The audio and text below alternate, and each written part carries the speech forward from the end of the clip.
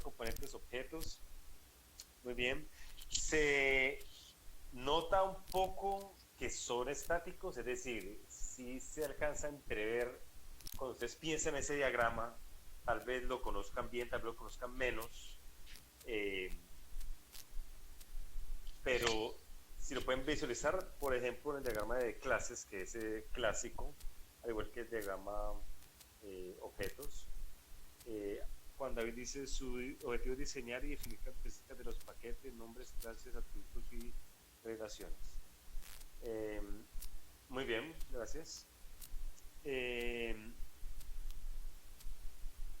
decimos? Que cada uno de esos diagramas, por ejemplo, el de clases, está mostrando unas relaciones y nos muestran las relaciones en su composición. Por ejemplo, tal elemento está asociado con otro y tiene una cardinalidad de uno a muchos, ¿bien? O que tal objeto es contenido por otro, o que tal objeto hereda unas propiedades del otro. Entonces tenemos unas relaciones a nivel de clases y objetos, cuando es un diagrama de objetos, pero eso siempre es estático.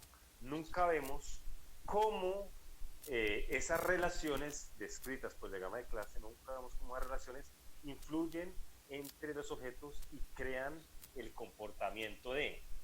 Este es un asunto estructural, efectivamente. Imaginen ustedes que ustedes van a construir un sistema orientado a objetos. Entonces programan todo un sistema de transporte, ¿bien? Donde tienen los buses con posiciones GPS y los usuarios con identificadores y con una cuenta, ¿no? Donde ponen el dinero. Entonces todo un sistema de transporte masivo, y hace todo su modelo a nivel de clases y modela cada entidad y representan entonces la relación de la tarjeta. Una persona puede tener solamente una tarjeta y una tarjeta pertenece a un solo usuario, o relaciones como estas.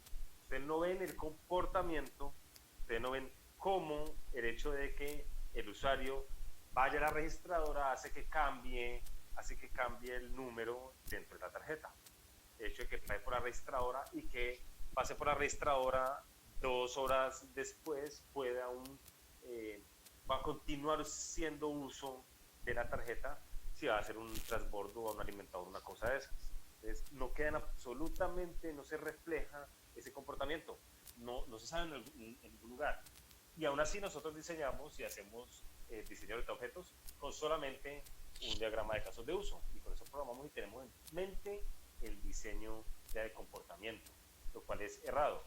Lo que hay que hacer es acompañarlo generalmente con otros diagramas que nos muestren entonces la parte dinámica. Bien, si lo piensan entonces, diagramas de componentes de UML en general, hay varios diagramas de estáticos. Nos hablaron por acá el de despliegue, donde miramos, utilizamos generalmente la vista de desarrollador de software, o el de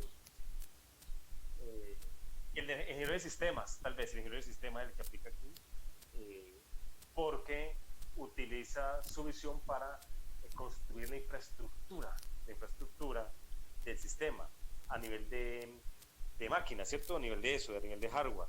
Si el ingeniero de sistemas tiene entonces que hacer una topología que se divida, así que ponga switches o routers de aquí para allá, cables, etcétera, es un asunto que no muestra el comportamiento. Nuevamente, yo pongo nodos de servidores y routers y switches, no muestra el comportamiento de los datos, no muestra el comportamiento del sistema cuando la interacción con el usuario o con otros subsistemas es totalmente ciego en ese sentido. Lo que nos muestra es la parte estructural y es la infraestructura, lo que permite que las otras cosas se lleven a cabo, la parte dinámica. Entonces construimos un diagrama de clases y las clases son las que, al instanciarse en objetos, pueden mutar su estado, y ahí ya hay un cambio, y ya la comunicación de un objeto a otro hace que cambie el sistema y cambie el estado del sistema y vaya alcanzando pues los objetivos. Pero también esa es la parte estática. Es necesario que quede claro. Yo quiero saber si hay alguna pregunta, y si alguien sabe inclusive la respuesta, se han documentado lo suficiente. Si alguien tiene una pregunta acerca de por qué es una vista estática. Hola a todos, ¿cómo están?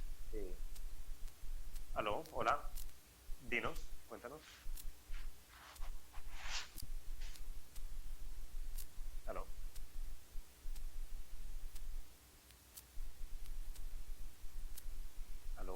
habló o me lo soñé? No, profe, creo que le activó el audio y estaba escuchando como otro audio.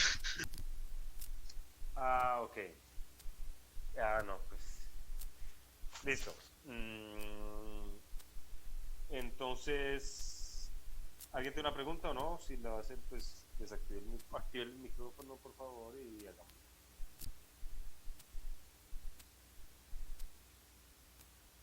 Un diagrama estático puede definir los patrones de diseño. ¿Puede reformular la pregunta? ¿Qué significa que el diagrama estático puede definir los patrones? Mira que el diagrama representa, eh, al, eh, representa el sistema mismo, ¿cierto? Representa el sistema en un aspecto o en un componente, en algo estructural de relación, como tal, es un diagrama.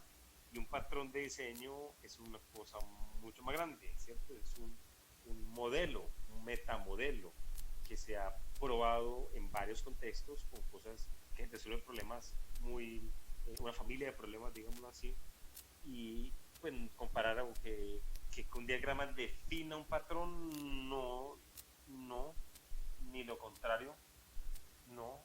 De un patrón de diseño que quiere utilizar un MVC, un modelo cualquiera, pues lo puedes implementar y diseñar utilizando diferentes diagramas.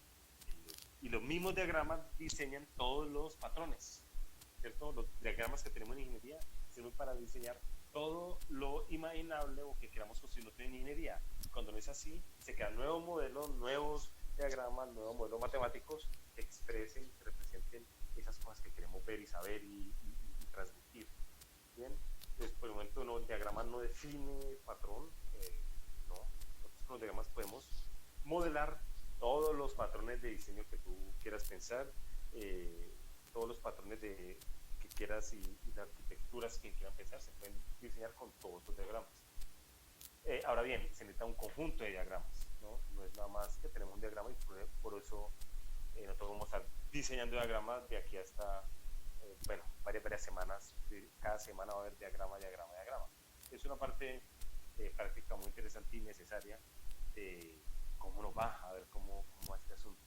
¿Alguien más tiene una pregunta acerca de por qué es un asunto de la estructura del sistema y la parte entonces estructural es estática?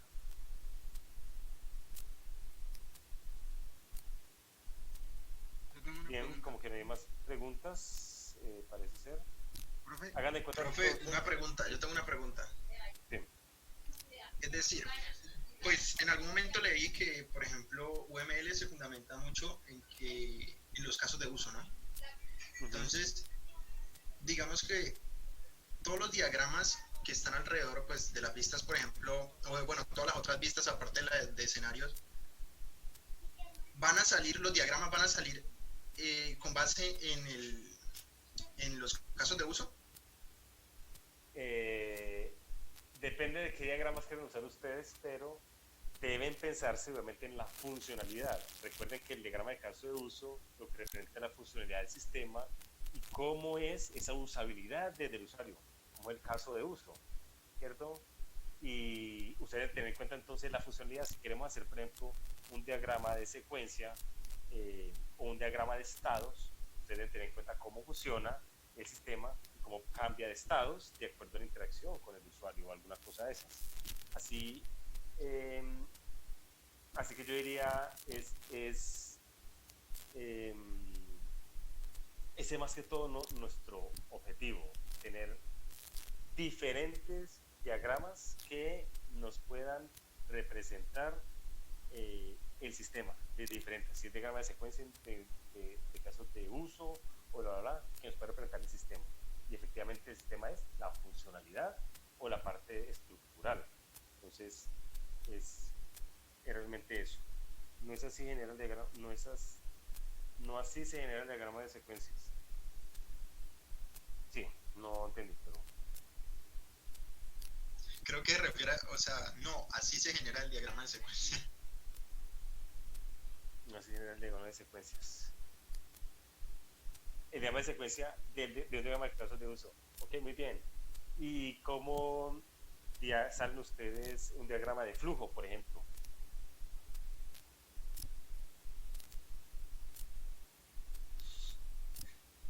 ¿cómo generamos el diagrama de flujo?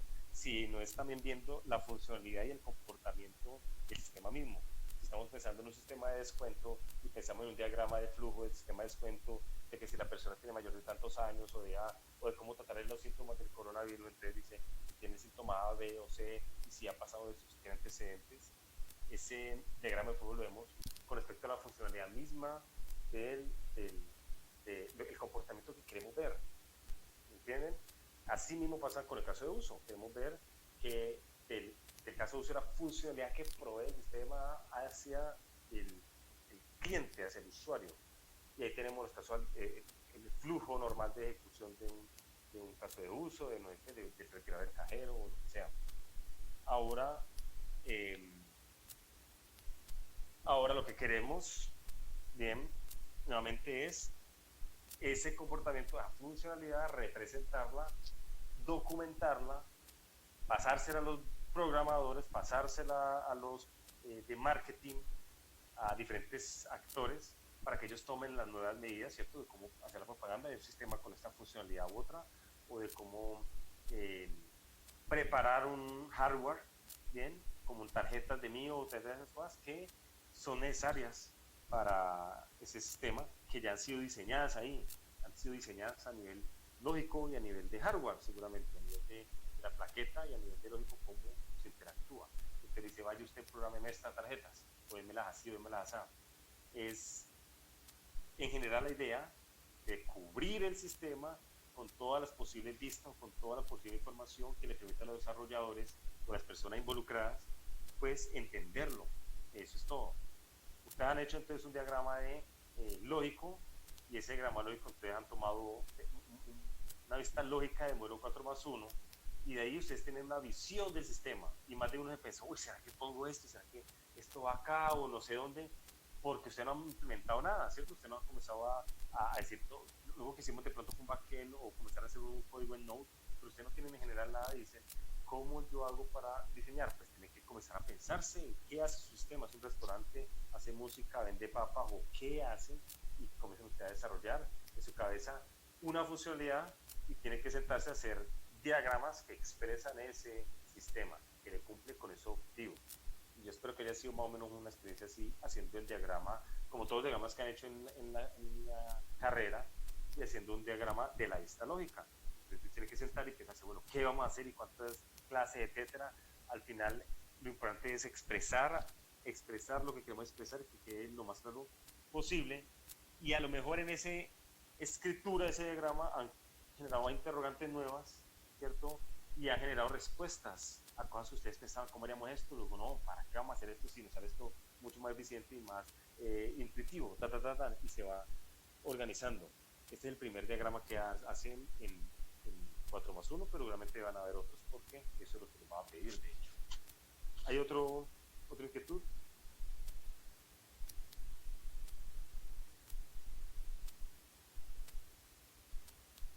Bien, entonces en diagramas, en cuestión de vista estática, imaginen como la infraestructura de un edificio, y en la estructura del edificio no se muestra cómo se comunica. Si tiene un ascensor, imagínense cómo el ascensor se atraviesan los diferentes pisos, porque hay unos ascensores que van hasta ciertos pisos y otros que cubren todo tal del edificio, ¿cierto? Los lentos, otros van solamente hasta unos en específico, los pares, los impares, alguna cosa, algún de lo que le pongan.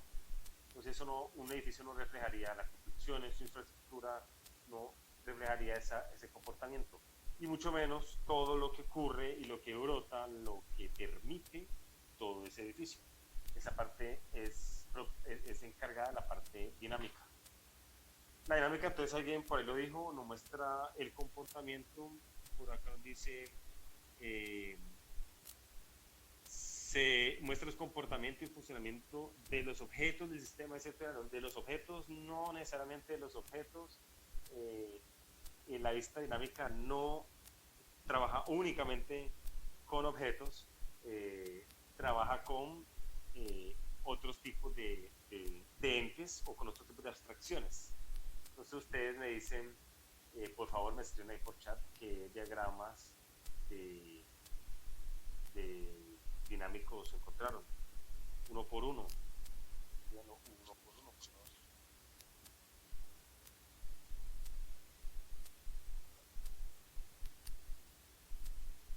Diagrama de secuencia, muy bien.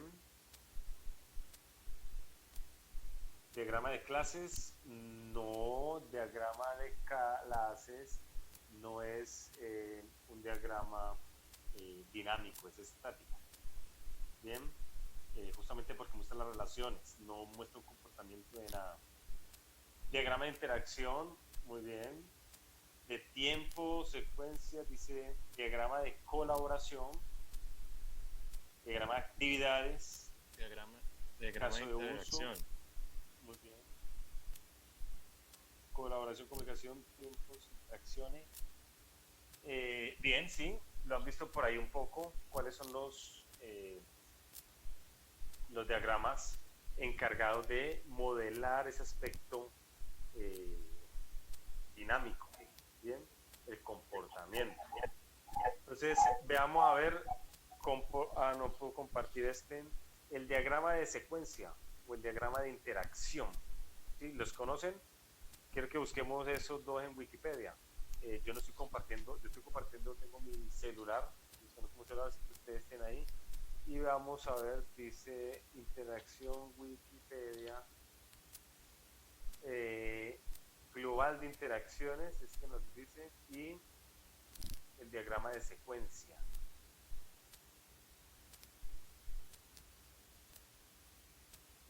Pero Wikipedia tendrá una entrada para diagrama global de interacciones. Pueden verlo en la Wikipedia. Y entonces hay un ejemplo en el que se muestra el comportamiento, tal vez hay un ejemplo en un idioma muy extremo, en alemán aparentemente. Busquemos otro diagrama. ¿Conocen lo que es un DPM? Diagrama de interacción, captura de comportamiento.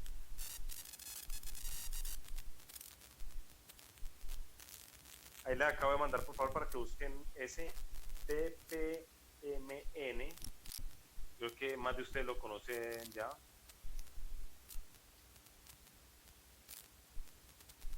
Busquen BPMN y miren alguna imagen. Y ustedes bien recuerdan si han visto arquitecturas de empresariales o tal vez alguna otra materia, en donde analizan el proceso de negocio, ¿bien? Y cómo el sistema debe modelarse de acuerdo a la interacción del usuario, va al sistema, tiempos de espera, si se utilizan documentos y bla, bla, bla.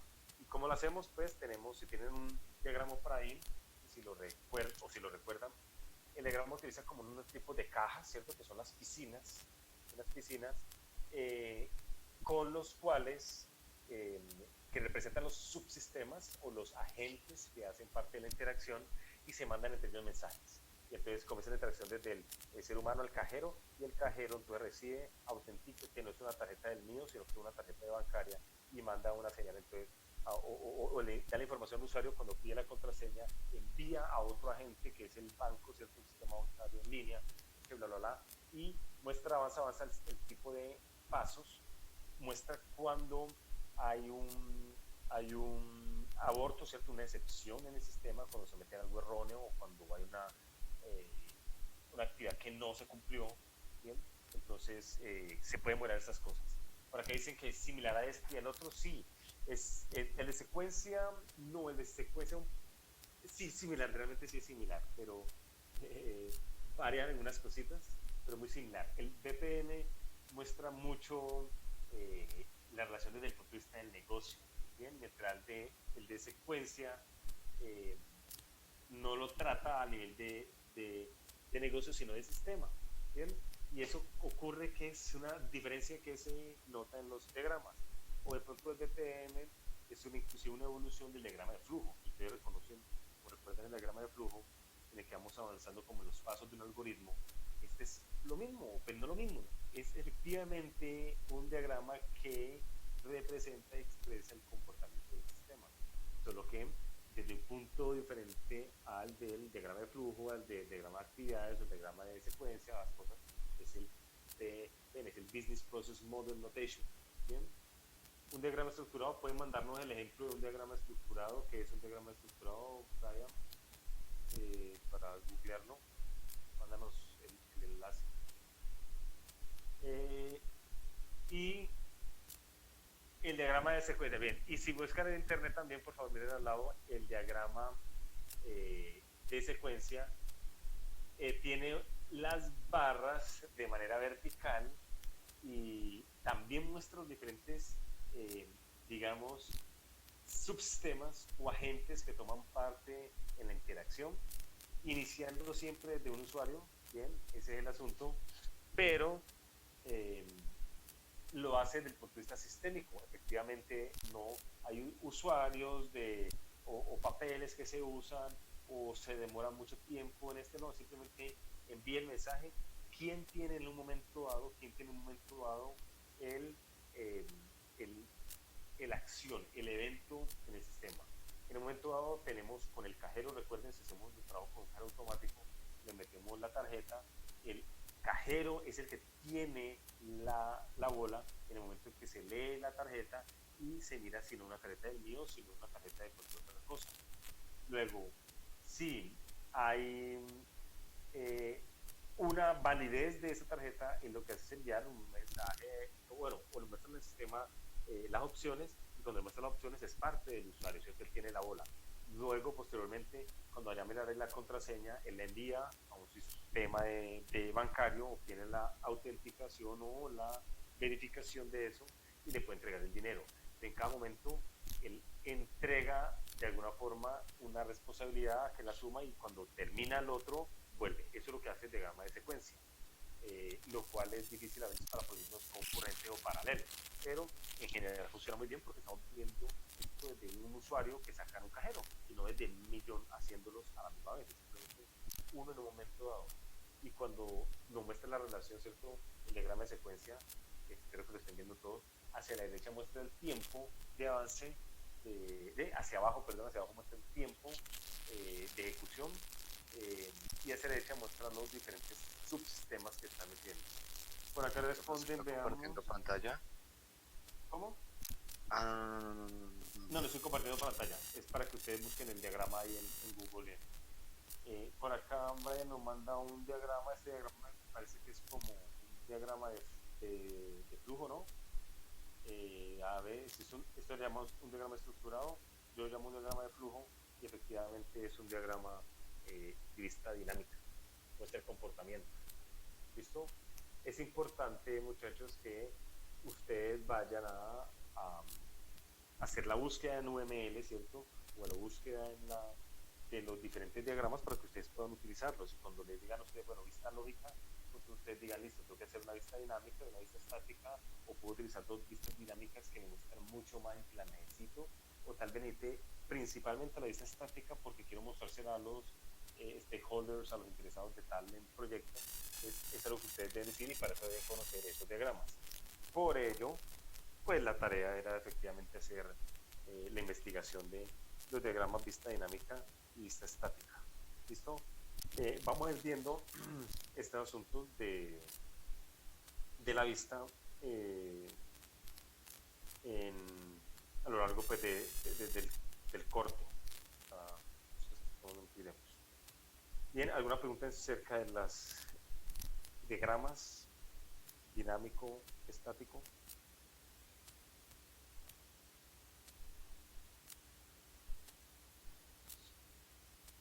Si hay un diagrama que no conozcan y que ustedes digan, uy, este diagrama no ve, investiguenlo, inclusive primero véanlo, analicen las imágenes y traten de inferir de él si es algo dinámico que estamos viendo comportamiento o si es algo estático. ¿Listo? En ocasiones un grafo, por ejemplo, un grafo, ¿tú han visto grafo? Me imagino, algo de teoría de grafos en estructuras de datos o alguna cosa de esas. Y en grafos podemos representar con un grafo algo estático, ¿cierto? Como las ciudades, ¿cierto? Y los enlaces entre ellos, y nos muestra las ciudades, las distancias y listo, nos muestra mucho más. Pero también podemos hacer un grafo que nos muestre el comportamiento, una vista dinámica para una máquina expendedora de café. Entonces hacemos una máquina de estado finito, ¿cierto? Hacemos estados en los que evoluciona la máquina de café y tenemos entonces una vista dinámica. Así que podemos pensar en que un diagrama puede expresar dos cosas dependiendo de cómo efectivamente se hace el diagrama y cómo expresa. Si ustedes buscan un diagrama, encuentran un diagrama nuevo que hay por ahí en alguna ciencia y traten de diferenciar si es dinámico o estático, qué les provee, qué les informa. Yo tengo que el diagrama de tiempos, por ejemplo, ¿cuál es el diagrama de tiempos? Andrea, por favor, me envía un enlace. A ver, yo googleo diagrama de tiempos. El diagrama de tiempos en la Wikipedia. Ok, muy bien. El diagrama de tiempos, según la Wikipedia, también es un diagrama de comportamiento. También nos muestra cómo varían las ondas, aparentemente, o el comportamiento de unas funciones de acuerdo a las entradas. Puede ser. O aquí también un diagrama de Gantt, que pues no sería lo mismo, esperaría, pero sí. Un diagrama de tiempo, sí, cuando lo vemos inicialmente parece una vista dinámica, efectivamente, para medir las ondas o para analizar las ondas a través del tiempo. Como un diagrama del seno y el coseno, ¿cierto? Ustedes conocen el diagrama del seno y el coseno a la derecha, él expresa esa actitud cíclica, bien, en los resultados del seno y el coseno en las ondas. Bien, ¿alguien más tiene algún otro comentario acerca de los diagramas? Porque voy a pasar a llamar a lista. Y el que está y el que no, pues no sé. Yo reporto esto solamente porque no sabría más que hacer. 2403, hoy 2403. Bien. Pues tiene que habilitar el micrófono y hablar, muchachos, porque no puedo hacer más. Y respecto al compañero, ese hace parte de los que utilizan de seguido en el ámbito laboral. ¿Cuál hace parte de los que utilizan en el ámbito laboral, Andrea? El de tiempo, pues el que tenía la duda. Ah, ok. Camilo tiene una duda, no he visto la pregunta. ¿Cuáles digamos lo que utilizan a nivel profesional? Depende de dónde estás trabajando, ¿cierto? Si trabajas en una empresa más científica o en una industria con cierto tipo de tecnología, con cierto tipo de lenguaje que te usen, si estás dando a nivel de programación lógica o componente, pues te vas a tener que acostumbrar a un otro diagrama en general. Pero si sos web o si sos desarrollo de aplicaciones, ¿cierto? Desarrollo para usuarios, ¿cierto? Comunes como nosotros, como que utilizamos en el computador, lo podemos instalar nosotros mismos en el celular o en el computador, tipo de aplicaciones que son empresariales también, etcétera. Se utilizan muchos diagramas de secuencia, porque se muestra la interacción, efectivamente. Diagramas de componentes, diagramas de despliegue, a nivel de despliegue para saber cómo son la conexión de la red. Esa parte es importante, hay que tener una topología cuando se despliega un sistema.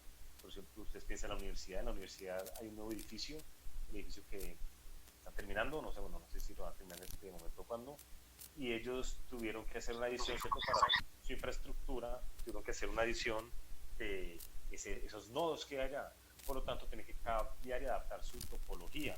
Y adaptar la topología es que se sientan allá los colegas de gestión tecnológica y trabajan en cómo hacen que la red sea bien eficiente en todos los edificios, incluyendo el nuevo. Adicionarle un nuevo nodo, un nuevo edificio es difícil, ¿cierto?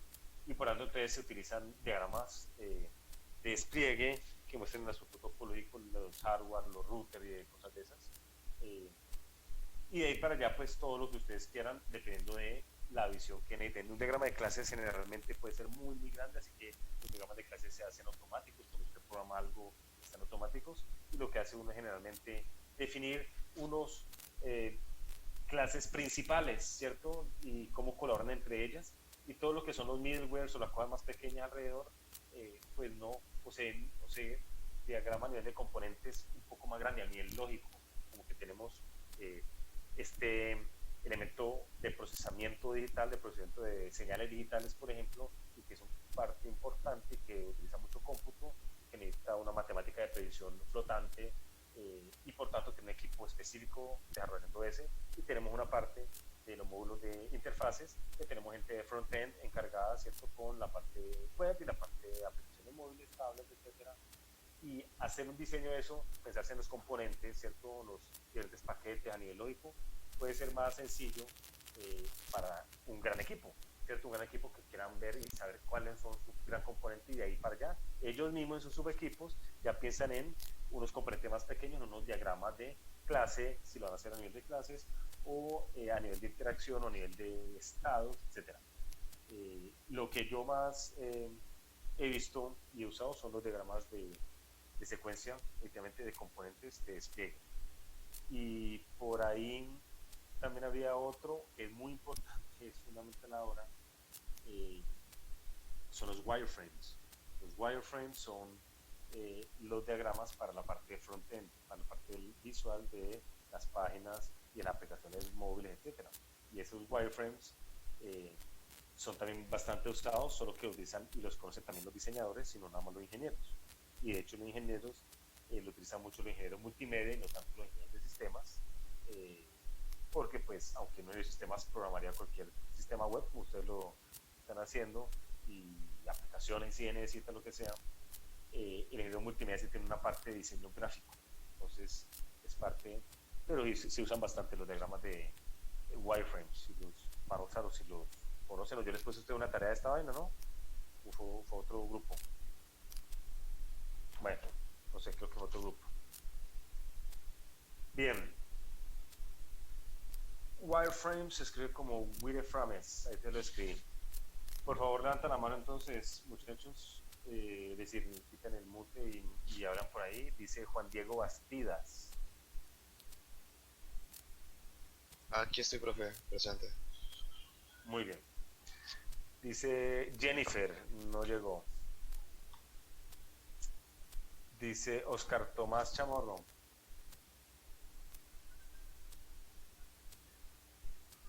Oscar Tomás. Ahí levanta la mano. Sí, por ahí vi que levanta la mano, ya. Pero necesito escucharlo. Ya. Muy bien, Oscar. ¿No me escuchaba? Sí, ya te escuché, Oscar. Pues no debe ser, volvería. Joan Sebastián Díaz. Y ahí podemos. Joan Sebastián está.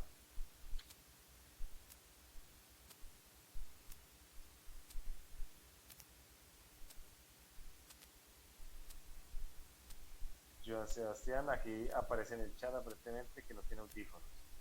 Muy bien. Andrés Domínguez. Presente. Muy bien, Andrés. Dice Nicolás Graciano. Presente, profe. Muy bien, dice Joan Felipe Guañarita.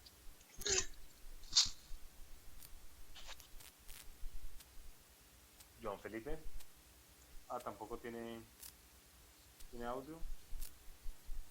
Es bien que hable, muchachos. Quiero saber si están de pronto tosiendo muy feo para mandarles a los del corona. Dice Andrés José Hoyos. Aquí estoy, profesor, qué pena. Profe. El primero. Víctor Manuel Hurtado. Aquí estoy, profe. No tengo el link para Classroom, para subir la tarea. No tengo el link. ¿No tenés el link? Pero lo vamos desde hace el Classroom está hace rato, espérate. Pero no lo tengo, yo no lo tengo. No sé si acá el correo me lo compartió. ¿Alguien puede compartirlo ahí el chat?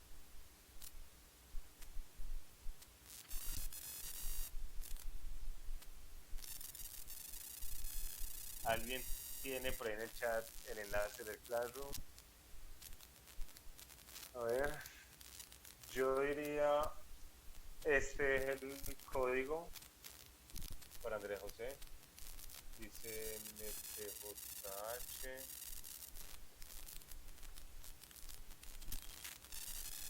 Ya creo que me lo mandaron por acá.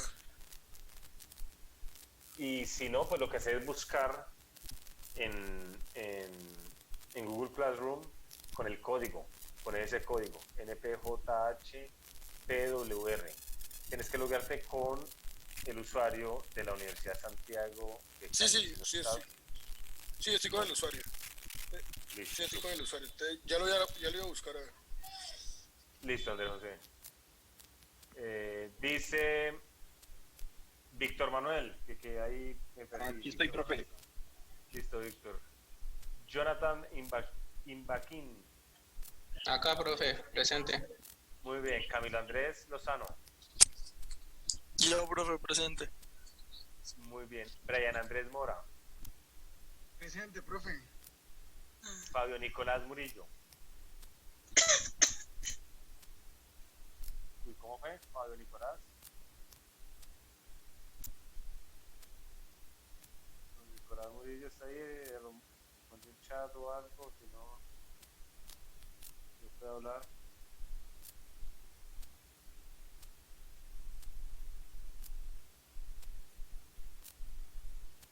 Aquí en la lista aparece Fabio Nicolás, pero no contesta ni escribe.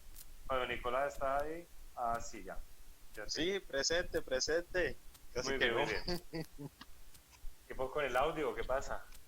No, es que estaba tratando de activar el micrófono en el celular y no había podido. Karen Andrea Navas. Presente. Dice Esteban Ortiz. Presente, profe. Joan Poveda. Hola, profe, presente. Erika Juliana Salazar. Presente, profe. Muy bien. Dice Juan David Sarmiento. Presente, profe. Diana Patricia Segura. Presente. Gladys Torres. Presente. Y Juan Camilo Valencia.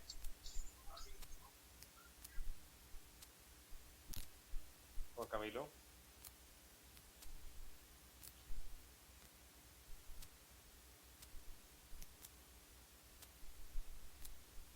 Presente ya. Yo digo presente. Listo, muy bien. Solo falta Jennifer.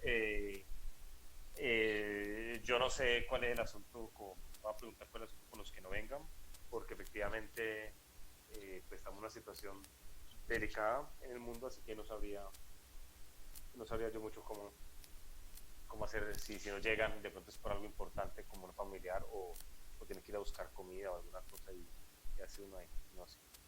Por ahora igual marquemos de que no está y vemos luego qué pasa. Teníamos entonces en el sistema una tarea, a ver, yo la dejé investigar sobre los diagramas, 19 han presentado la tarea, falta uno y si somos 21 hay una persona que no se ha inscrito, en el curso en el Classroom. Así que ¿quién es el que no está en el Classroom, por favor? Si es Andrés, bien, si Andrés no sé. Para el diagrama antes 19 falta una persona por entregar y uno que no está inscrito. Y vista lógica, 14 han presentado y 6 personas no lo han hecho, lo cual me parece que está bien porque como se presentó en parejas, pues de hecho hay muchos, ¿no? Deberían haber menos, deberían haber 10 entregas nomás, o 11 entregas. Pero bien, sale. Entonces tenemos la vista. Hoy el asunto era para la vista lógica, ¿no? Nosotros entregamos doble, no importa, dejémoslo ahí. Para la prima entregan solamente un grupo. Y creo que para la primera semana ya tendremos solamente Moodle, porque como tenemos que usar en el Moodle. Igual es lo mismo.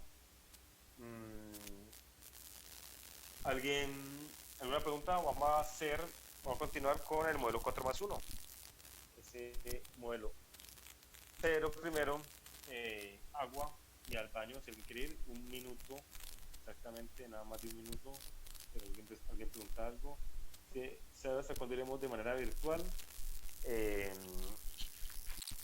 pues no, muchachos, no sabemos. Eso depende del estado, depende de la situación de cómo se mueva el asunto.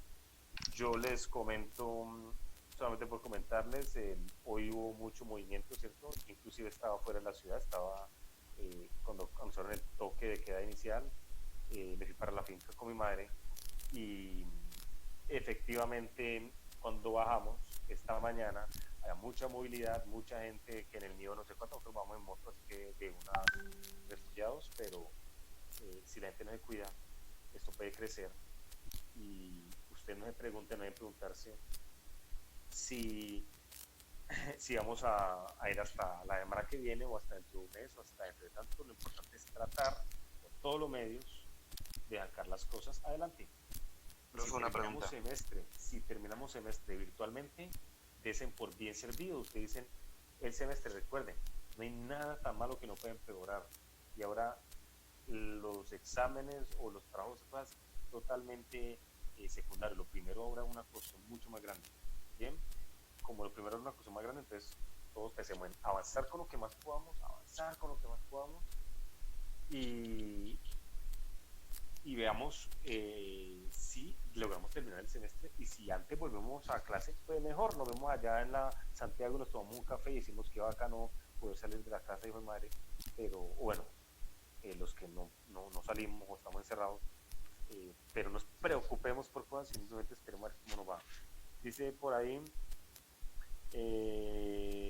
esto va para un mínimo otras 2 o 3 semanas, vamos a ver.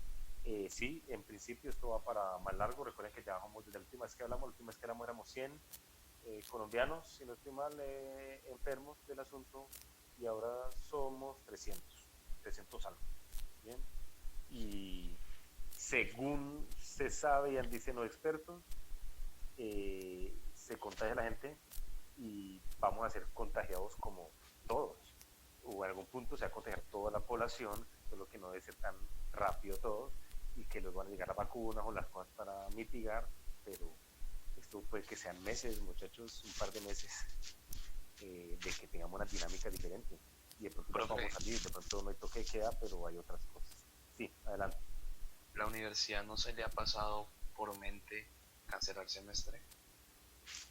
Muchachos, otra vez se están preocupando por cosas que no son importantes. Es decir, es importante que terminemos el semestre y bacano que no se cancele. Pero pues yo por ejemplo ni idea, no tengo la menor idea. No sabría si variar lo que sea, y si al momento si se hace es necesario, se hace. Es que imaginen ustedes que lleguemos a un punto de este próximo mes, o sea, todo puede cambiar muy rápidamente. Ahí me están escribiendo o escriben en el chat de que son 380 personas ya contagiadas de 100 que hicimos la semana pasada. Crece todavía, jodido, muchachos, crece jodido. Así que nosotros no es un juego, por tanto, imagínense que en una semana o 2 semanas ya hayan 5 o 10 profesores, docentes enfermos. Esos profesores enfermos no pueden dar clase y toca ver un asunto de reemplácese, pero que eso sea para la próxima semana. ¿Qué tal que en 20 días ya también estudiantes hayan 20 estudiantes enfermos? 10, 15. El asunto es quedarse juicioso en su casa, tratar de ser muy juiciosos cuando ya vayan a comprar la comida, etcétera. Vayan a lavarse las manos, darse el bla, bla, bla, y tratar de que esa primera semana siga en 300 alguito, bajito. Y si uno ve que va creciendo suave, dice ya, va creciendo suave, por lo tanto más pronto vamos a volver a la vida real.